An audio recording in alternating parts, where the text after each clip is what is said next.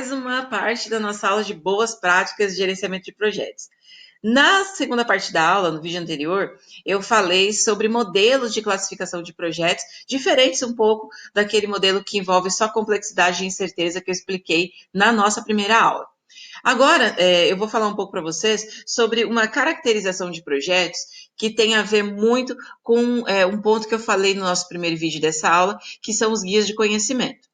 Essa classificação, que é apresentada também pelo Shihard e pelo Dvir, mostra os projetos sendo abordados de forma tradicional e de forma ágil. Certamente você já ouviu falar de metodologias ágeis para o gerenciamento de projetos, como a metodologia Scrum, tá? Aí, o que a gente tem? A gente tem possibilidades de fazer os projetos serem alavancados de uma forma um pouco mais rápida daquilo que a gente faz tradicionalmente no gerenciamento de projetos, que é utilizado principalmente nos guias de conhecimento, tá? Mas, antes de enxergar essas diferenças, a gente precisa olhar primeiro o que caracteriza o projeto como tocado de uma forma mais tradicional ou tocado de uma forma mais ágil, tá? E aí, tem algumas abordagens que são utilizadas para fazer essa avaliação. Então, o que a gente tem que considerar para dizer se um projeto ele tem característica mais tradicional ou tem característica mais ágil? Metas do projeto, então, o que você objetiva alcançar em termos numéricos com esse projeto? Então, se a gente está falando, por exemplo, que as metas estão relacionadas a tempo, custo e qualidade, que é aquele velho tripé de restrição de projetos, então, ele tem característica mais tradicional.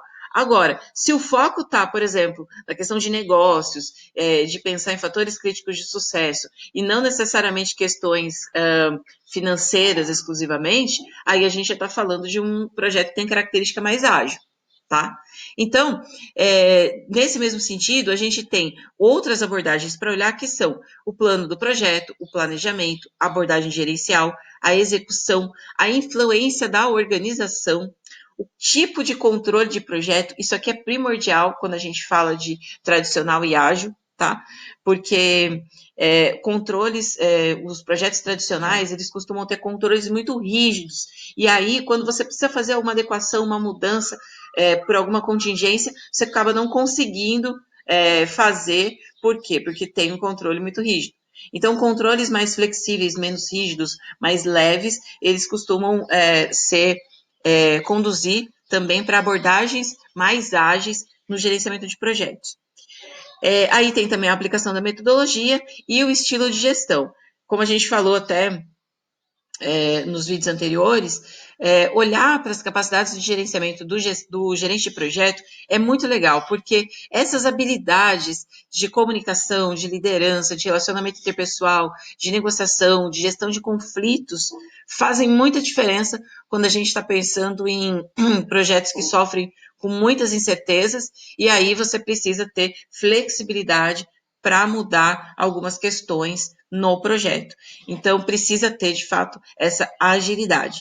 Então, aqui a gente fala, né, um modelo que atende a todos os tipos de projeto, que no caso é caracterizado como projeto tradicional. Então, é um gerente de projetos com essa característica mais padronizada, mais abrangente. E, por outro lado, uma abordagem de gestão mais adaptativa, que não se pauta por padrão, tá? Não se pauta por padrão. Ele vai na característica específica daquele projeto. Bom, diante disso, a gente pode, então, começar a falar sobre os famosos guias do conhecimento. E, entre eles, eu já mostrei para você, mas vou mostrar aqui de novo, tem o mais conhecido, mais difundido, que é o PMBOK, tá? Que é o guia de conhecimento do PMI, que é o Project Management Institute, tá? Que é um dos mais conhecidos que a gente tem na gestão de projetos. Mas não é o único, vou mostrar para vocês isso agora. Bom, o PMBOK, como outros guias, tá? Como o EPMA e o Prince2, são conhecidos como guias de conhecimento, ou seja, os BOKs, tá?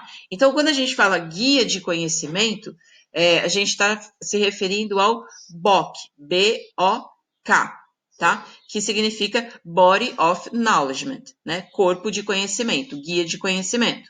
Quando a gente fala de PMBOK, a gente está falando do Project Management BOK, tá? Que é feito por Project Management Institute. Mas, assim, além dele, a gente tem, além dos BOKs do PMI, a gente tem o BOK da International Project Management Association, que é o IPMA, e o PRINCE2, que é do Office of Government Commerce, tá? Que são outras possibilidades. Então, a gente tem aqui o tradicional, né? O tradicional não, o mais conhecido, né? Que é o PMBOK. Aqui a gente tem o IPMA e a gente tem aqui embaixo o PRINCE2. Todos eles estão na mesma linha, tá? Todos eles apresentam guias, né, de conhecimento, ou seja, áreas de conhecimento para desenvolver o gerenciamento de projetos. Então, de alguma forma, todos eles têm o mesmo objetivo, que é esse daqui: sintetizar a visão de uma determinada comunidade sobre as boas práticas de projeto. Então, no caso aqui do PMBOK, essa versão que eu coloquei para você aqui na apresentação, é a versão mais nova que a minha, por exemplo. Essa daqui é a 6ª edição, a minha é a 5ª edição. Ela sintetiza como o pessoal do PMI, ou seja, do Project Management Institute, enxerga que deve ser o gerenciamento de projetos. Esse daqui sintetiza a visão de como o pessoal da International Project Management Association enxerga, Association, enxerga o gerenciamento de projetos. E esse daqui sintetiza o que o pessoal do Office of Government Commerce entende por gerenciamento de projetos. Então, na verdade, são visões distintas, mas acabam se conversando porque não é tão diferente assim a compreensão sobre as áreas que envolvem o gerenciamento de projetos. Mas falando especificamente dele, falando especificamente do PMBOK, né, que é o verdinho aqui meu, 5ª edição, ou outro coloridinho que eu te mostrei agora há pouco, o PMBOK ele é dividido em 10 áreas do conhecimento. E essas áreas são o escopo, tempo, custo, qualidade, recursos humanos, comunicação, risco, aquisição, partes interessadas e integração. Então, isso significa que, na visão deles, todas essas áreas aqui, elas estão envolvidas na gestão de um projeto. E essas áreas estão organizadas em 5 grupos distintos de processo. E esses grupos de processo envolvem as fases do gerenciamento de projetos. Então, a gente tem o grupo da iniciação, que é o começo do projeto, né? Quando a gente começa a fazer a ideação, começa a recolher informações e tal. A gente tem a segunda fase, que é o planejamento, que é quando a gente começa a colocar no papel aquilo que vai ser executado. A terceira fase, que é a execução, que é fazer mesmo, botar o projeto para rodar. A 5ª fase, que é o monitoramento, que é acompanhamento dos indicadores de desempenho, né, do projeto. E a 6ª fase, que é a fase do controle e encerramento, que é quando a gente encerra, fecha, acaba com o projeto. Então, o PMBOK entende que cada uma dessas 10 áreas do conhecimento que eu coloquei aqui, elas vão atuar de forma diferente em cada uma das fases do projeto. Então, por exemplo, o tempo, que é uma dessas áreas do conhecimento, ele vai ser tratado de uma forma na iniciação, de outra forma no planejamento, outra forma na execução, outra forma no monitoramento e outra forma no encerramento. E essa mesma lógica vale para todas as outras áreas, tá certo?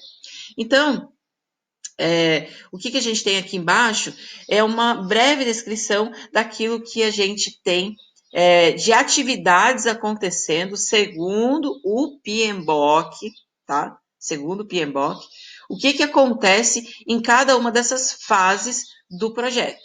Então, no início, né, na fase de iniciação, a gente tem a aprovação do projeto e a designação de um gerente de projeto, o cara que vai comandar, tocar, né, o grande maestro do projeto. Na fase do planejamento, nós temos todas as áreas do conhecimento desenvolvendo os seus planos, então dizendo o que precisa ser feito, como precisa ser feito, quando precisa ser feito, dizendo quais os recursos que serão utilizados. Na fase da execução, o desenvolvimento do projeto, por exemplo, não, né? Na verdade, envolvendo certamente aquisições que precisa comprar, equipamento, matéria-prima, e, enfim, acessar outros recursos, né? Todos os recursos para fazer o projeto funcionar. Assegurar a qualidade e distribuir informação. Aliás, informação você distribui o tempo inteiro, porque sem comunicação o projeto não funciona. Na fase do controle, você tem que elaborar os relatórios de desempenho e na última fase, que é a fase do encerramento, a gente tem a avaliação, a aceitação do cliente, então o cliente vai validar aquilo que ele contratou no projeto e depois a gente vai fazer a geração de conhecimento, aprendizado daquele projeto. Então, a gente vai armazenar as informações, discutir tudo aquilo que foi aprendido, né, as lições aprendidas diante do projeto e fazer avaliações para melhorar o desempenho da equipe, o desempenho da empresa no projeto seguinte. Então, essa é a forma de entender projetos que o PMBOK coloca para a gente, tá bom? Aqui a gente tem, tá muito clarinha, mas dá para enxergar mesmo assim, só que ele tem na apresentação solo, sem ser essa que eu estou gravando com vídeo, aquela que eu coloquei nas apresentações do Google Drive, ele tem esse quadro que ele está um pouquinho mais, pouquinho não, ele está mais escuro que esse, mas assim, o que ele mostra aqui, na verdade, é um relacionamento das áreas do conhecimento com aqueles grupos, as fases do gerenciamento de projetos. Tá? Então, onde que está a integração na iniciação, onde que está a integração no planejamento, onde que está a integração na execução e assim por diante.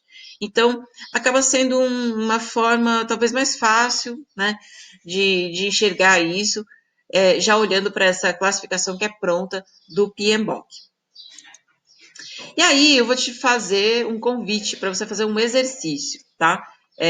Um exercício fora do exercício de sala de aula, mas é o que eu acho que é muito importante para você pensar um pouco aí na questão do gerenciamento de projetos. Eu vou colocar isso lá nas nossas atividades do Google Classroom, mas vou explicar agora que eu acho que requer um pouco mais de elaboração.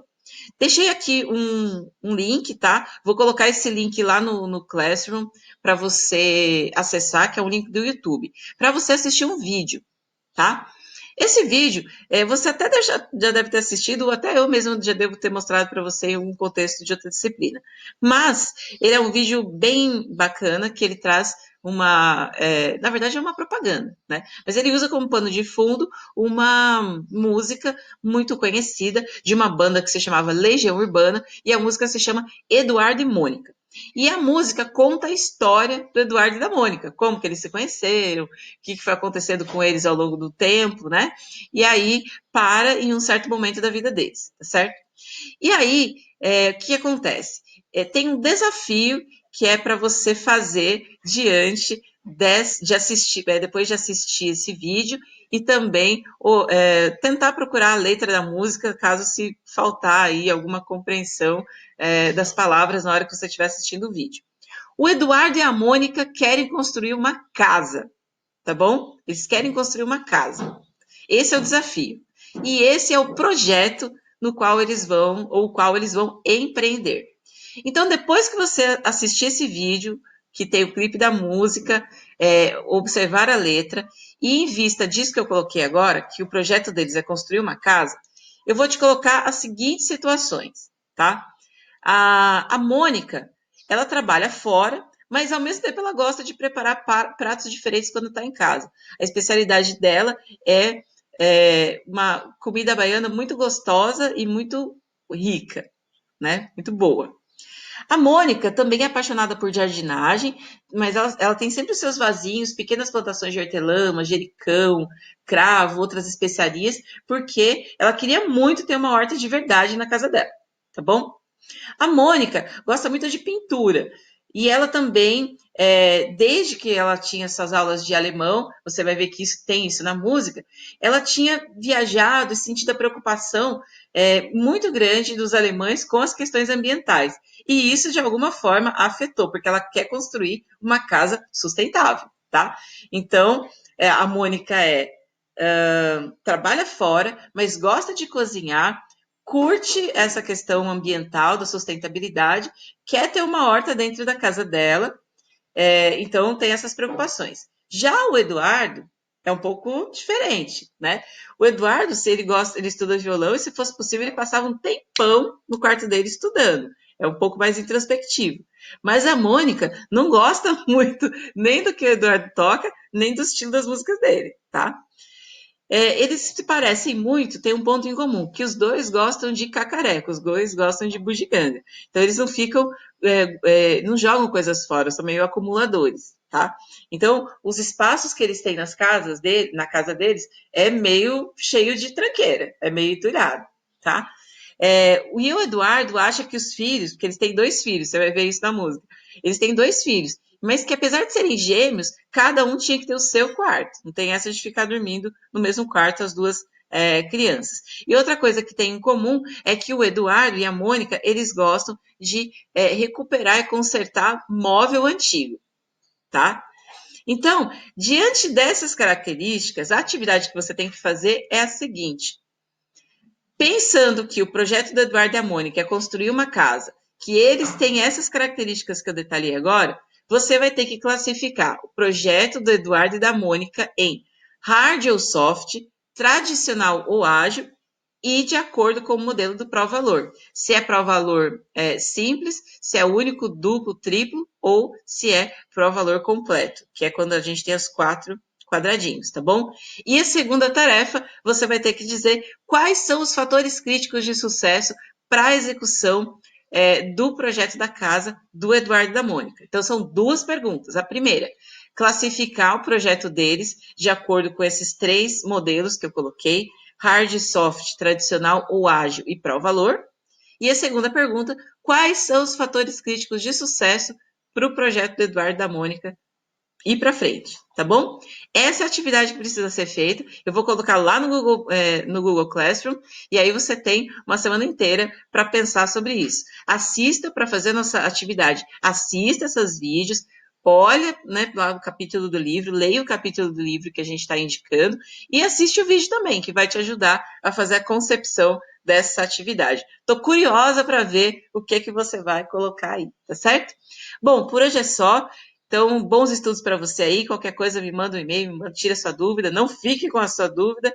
E até a nossa próxima aula. Um abração. Tchau, tchau.